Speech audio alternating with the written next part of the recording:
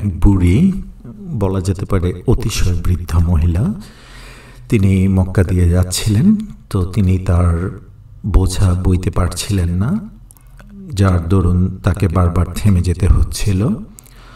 তো খুব সুদর্শন মধ্যবয়সী একজন সুপুরুষ আসেন এবং বলেন যে, হে বৃদ্ধ মা, আমি কি আপনাকে সাহায্য করতে পারি? তখন সেই অতিশয় বৃদ্ধা মহিলাটি বলেন যে, বাবা, তুমি আমাকে সাহায্য করতে পারো, কিন্তু বিনিময়ে কিন্তু আমি তোমাকে কোনো টাকা পয়সা দিতে পারবো না। তো সেই মধ্যবয়স্ক লোকটি খুব মিষ্টি করে হেসে বলেন যে, না, আপনাকে টাকা দিতে হবে না, টাকা পয়সা দিতে হবে না।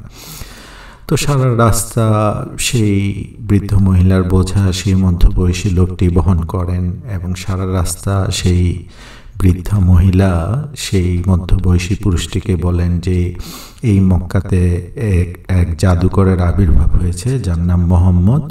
সে আমাদের পৈতৃক ধর্ম ধ্বংস করে দিচ্ছে।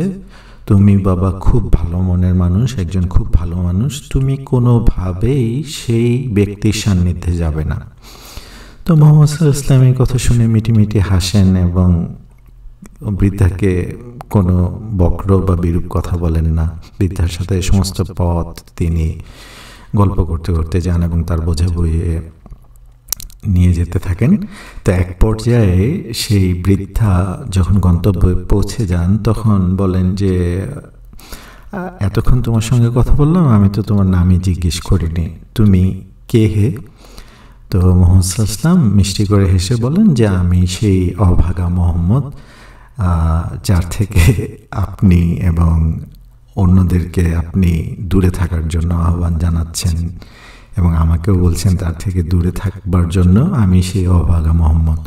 তখন সেই বৃদ্ধা নারী বলেন, তুমি যদি সেই মোহাম্মদ হও তবে আমি ঈমান আনলাম তোমার প্রতি এবং তোমার রবের প্রতি।